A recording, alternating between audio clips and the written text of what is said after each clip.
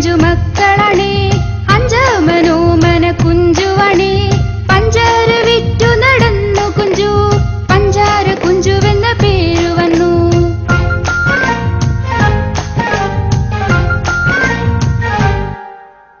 കുഞ്ചിയമയ്ക്കഞ്ചു മക്കളണേ അഞ്ചാമനോമന കുഞ്ചുവണേ പഞ്ചാര വിറ്റു നടന്നു കുഞ്ചു പഞ്ചാര കുഞ്ചുവെന്ന പേരു വന്നു.